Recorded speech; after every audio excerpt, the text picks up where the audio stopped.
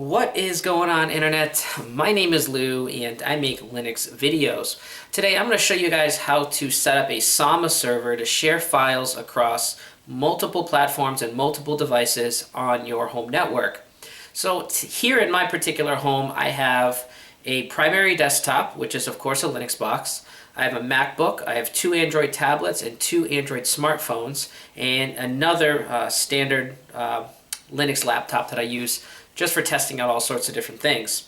So I keep a lot of my media, like my music and my movies, on a 1 terabyte Seagate drive in my primary Linux desktop. I want to be able to access those particular files from anywhere in my home wirelessly over the network. This way I don't have to store all these files locally on all of the different devices. Now, this of course becomes an issue when you're talking about things like tablets or smartphones. When I've got about 70 gigs of music, I can't store all that on my phone. There's not enough space. So having access to it while I'm in my home over the network is an awesome feature. Also, I can, we talked about sharing files between, or transferring files between our desktop and our Android smartphone. You can use a Samba server to transfer files as well between these devices. So with all that said, we're going to be taking a look on how to actually set this up in Linux Mint or on an Ubuntu desktop. Now, what's nice about this is there's a few configuration files that once you set these up, you can back them up. For all you distro hoppers out there, this is going to be great news, because when you're going from distro to distro, all you've got to do now is import these configuration files, then do a very, very small amount of work in the terminal to set up your user and a password, and you're all set. Now, with that said, I'm going to be showing you this method using a username and a password. There's plenty of different pieces of documentation and tutorials out there to show you how to do this, to be able to access these files without a username or password. However, for me, I like to have my anything I'm putting out there protected as much as possible. So even though I'm on a home network behind a firewall, I still want to be able to have a username and password to be used to just add an extra layer of protection for my files. So I'm going to show you a username and password method. However, you can take the same method that I'm doing here and do it very similarly without having to enter in a username or a password. In fact, if you do a little bit of Google work, you can find a wiki on the Arch Linux website to be able to set all that up, which is very, very good. So with that said, I'm going to show you guys this whole process step by step. I'm going to try to do it using as much of a graphical user interface as possible. I'm only going to refer to the terminal for very, very simple tasks. But for all of you that are more experienced and comfortable with the terminal, by all means, anything we're doing here can be done in the terminal by itself. So hopefully you guys enjoy the video, and let's get to it. Okay, everyone, so now we are at our desktop and we are going to roll up our sleeves and get to it. First things first, I'm going to tell you a little bit more about Samba. So Samba is a free software re-implementation of the SMB, or the SIFS networking protocol. It was originally developed by this gentleman here, and it provides file and print services for various Microsoft Windows clients, and it can integrate with a Windows Server domain. So Samba runs on most Unix and Unix-like systems such as Linux, Solaris, BSD, and Apple Mac OS X. So Samba is released under the terms of the GNU General Public License, and the name Samba comes from the SMB, or the Server Message Block. So that's pretty much it. Samba was originally released in 1992, and that was over 20 years ago, which is crazy when you think that 1992 already was over 20 years ago. But Ubuntu has, up on the Ubuntu website, they've got a little bit of a very simple Samba configuration guide. We'll refer to this a few different times during the process just to explain some different things when we're setting up our configuration. So most of the stuff that we're going to be explaining here is going to be under the global settings. So let's see. There we go. All right. So first things first, let's open up Nemo, our file browser, and I'm going to show you guys here under Network. If we select Network, you're going to see Mint, and you're going to see Windows Network. So if you have any Windows machines on your network, you'll just select this. And for any of you that can actually guess this reference, the Analog Kid, leave a comment in the comment section below. So anyway, when you select the analog kid, you select Mint, you'll see that I have two shared folders in here. One is music and one is videos. So there's my music and there's my videos. Now these shared folders are actually set up on this drive right here. If we look under devices, that's actually a 1 terabyte Seagate drive, spare drive I have set up in my Linux box, my primary desktop. So I told you before that you could only access this with a username and password. I've already actually accessed these or put in my username and password. So once I do it, it's going to ask you if you want to save the password until your next logout, or you can save it indefinitely. You can enable both those options. So it's not like every time I go into these shared folders, I'll have to enter in a username or a password. So if you're on Mint, good news, everything you need for your Samba server is, all the packages are installed by default already. Feel free to watch this video, by the way, in HD 1080p so you can see what I'm typing. But if you're not running Mint and you're running a standard Ubuntu installation or an Ubuntu variant, Samba, I'm not sure if it's installed by default, but it's very easy to install it. You're just going to type sudo apt get install Samba. Enter your password. As you can see here, Samba's already installed and at its newest version, so there's nothing I have to do. So once you get Samba installed, let's take a look at what's in the Samba directory. If we cd into etc Samba and then list everything out, there should only be two files in there by default. This one here, the gdbc commands, and the smb.conf file. Those are the only two that should be in there by default. The smb shared.conf we're going to create, and the smb users file we're going to create as well. So I don't generally use the smb.conf file that is in here by default, but what we want to do is we want to make sure that we back it up in case we need to revert to it if we screw up our configuration anyway. So the way that we're going to do that is using the move command. Move in Linux doesn't just refer to moving a file. You can actually rename files using the move command as well. So because we're in the etc directory, we need to do this using sudo. So we'll type sudo move smb.conf, and all we've got to do now is retype the name that we want it to have, which would be smb.conf. We'll just call it .save. Hit enter. Now, if we list everything out again, you'll see that our smb.conf.save file is there. When Samba's running, it's no longer going to look for smb. It's not going to look for smb.conf.save. It's going to look for smb.conf. So we can create a new file. You can do this in the terminal using nano. So the way that you would do that is sudo nano, and then you could do smb.conf. And then we could create the file this way. I'm going to walk you through how to do this in nano, and we can look at a example. You could also do this using gedit if you wanted to. So let's open up. Now here's all these configuration files that I've done, and again, you can back these up. So if you're reinstalling your OS or distro hopping or whatever have you, we're only going to do this work one time. So here's the smb.conf I'm currently using. All right, so if we were going to do this in nano, you would just start off by typing out a bracket, global, and then again, I'm not gonna, I'm not gonna re-type all this. We can see it all right here. So I'm also going to include a link in the video description so you can actually download these files if you want to. If we're in nano, let's hit Control X. We're going to select no because we don't want to save anything. Let's list everything out, and we're going to see that we did not save the smb.conf file. So we can set up a new file, a new smb.conf. We're just going to type out global at the top, server string equals. This is just a brief description of what the server is. And this is my Lou's Linux box workgroup. In Windows workgroup, the default workgroup is workgroup. So workgroup equals workgroup. Here, mine's the analog kid. NetBIOS. We need this for Mint and for Ubuntu, at least in my experience, to get this actually working properly. Now, if you don't know what your NetBIOS name is, it's very easy to find it. So if you look right here where it says Lou at, whatever is after the at symbol, that's your NetBIOS. So in my case, it's Mint. All right, so I supplied the word Mint.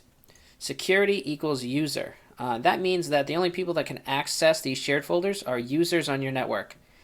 Encrypt passwords equals yes. From my experience, any modern Windows computer, as well as modern Mac OS X computer, is going to need this enabled to be able to connect to this, or else you're going to get a failed connection.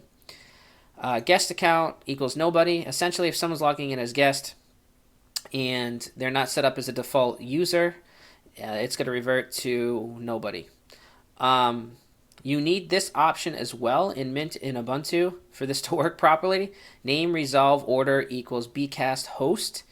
All right, and I'm going to set up my shared folders in a separate configuration. To do that, we need to include this option here, which is include equals the path to our configuration, and then the name, which is smbshared.conf.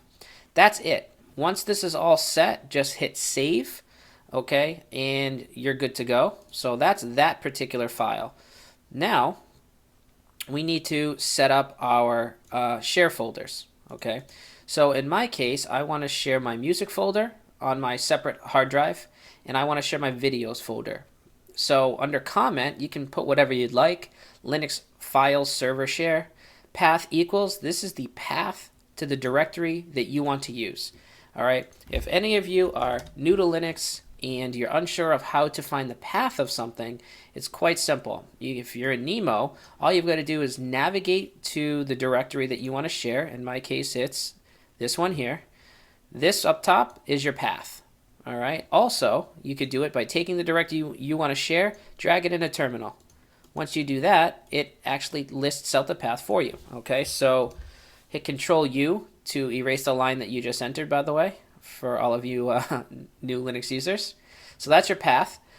Browsable. Do we want this browsable? Of course we do. It's a share file folder. We want it browsable. Guest, okay. Do we want to be able to allow guests to log in? Yes. Do we want this read only? For this particular share folder, yes. I don't want anybody to be able to decide, hey, you know what? I don't like the fact that Lewis listens to whatever. I'm going to delete that off this share folder. I don't want anyone to be able to do that. So read only is yes. Available is yes. Public is no. The only people I want to be able to access this are on my home network. Again, this folder is, or share folder is not going to be writable. And valid users.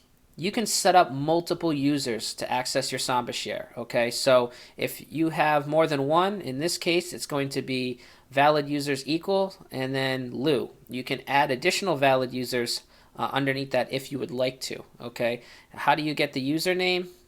Well, in this case, I just chose my my name here, which is the name of my home directory, Lou. Now I've got a videos directory in the same exact location. So all I did and all you have to do is copy and then continue and just paste. Copy and paste. It's very simple if you want all the same options here, so you don't have to type out everything. So if I come on my separate hard drive, I've got my music and I've got my videos. Now, if you want to set a share folder that's writable, so you can save documents to it or edit documents or so on, you can do that. Just copy and paste all of this to a new option and to a new directory, and instead of it saying read only yes, change that to no, and instead of it saying writable no, change that to yes, and that's it. So this particular configuration file is where you dictate all of the shared folders that you want. Okay, so setting up the share folder is that easy. All right, nothing fancy, no magic required there. It's really, really simple. Okay, so that's how you do that. Now what we've got to do is we want to set up our users, and we want to be able to set up a password. So I made this little guide or took a couple of notes for you to use here. So essentially the way that we do that is if we come over to terminal, come on, Lou. We're going to type out sudo smb pass wd -a, and then a username. All right, so basically what we're going to do is, for me, I created Lou. So all you're going to do is hit enter, and then it's going to ask you to supply your password, and then you're going to supply the whatever password that you're... Oh, okay, never mind. I can't do this because it's running. But nonetheless, what you're going to do is you're going to supply in a password, okay, that you want to use for Samba. All right, and then we need to create another file. All right, and we need to create SMB users. All right, so you'll do that by sudo gedit etc Samba Smb Users. Now mine is already set up. Yours will be a blank document. All you're going to do is type in the name of the user, in my case Lou, space equals, space, quotations, the name of the user again, which in this case again is Lou, and then you're just going to hit save. That's it. Now now do this multiple times if you want to create multiple users. All right, now if you've got a firewall, this is very important. The firewall will block your Samba server. All right, so very, very simple. If you're using the UFW or the uncomplicated firewall, you just have to type out sudo UFW allow and then Samba. When you do that, there's already I already did this, so it already created the rule.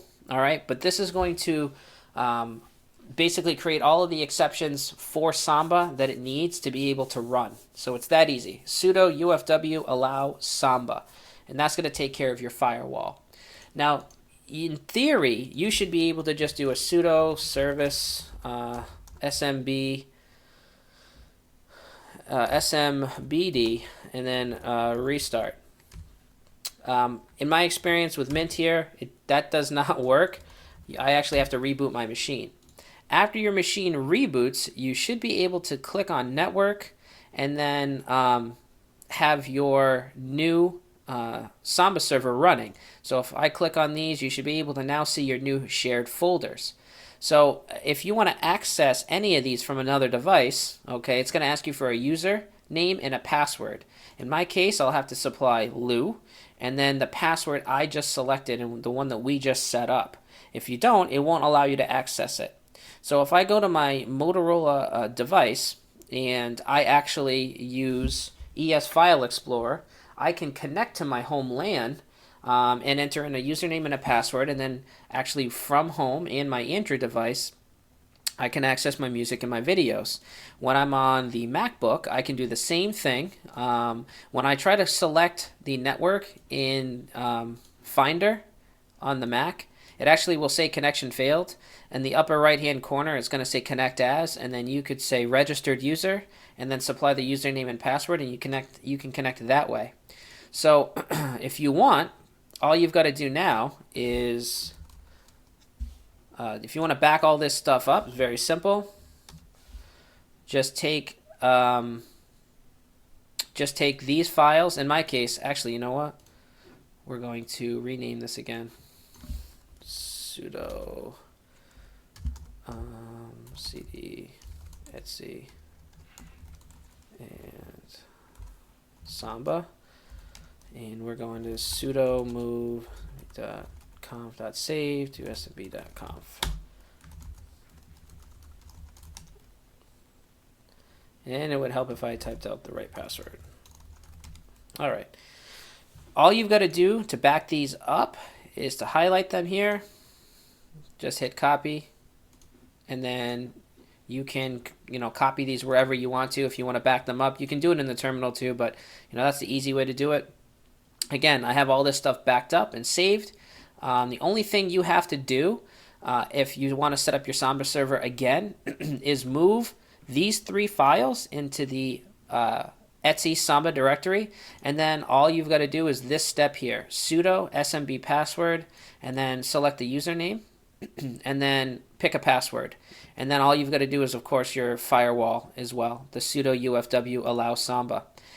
It's super easy. After you set it up initially, very, very simple. So that's how to set up a Samba server on your Linux Mint or Ubuntu desktop. Hopefully that's helpful. If so, do me a favor, give the video a thumbs up, share it on Google+, and if you want to see more content like this, be sure to subscribe to my channel.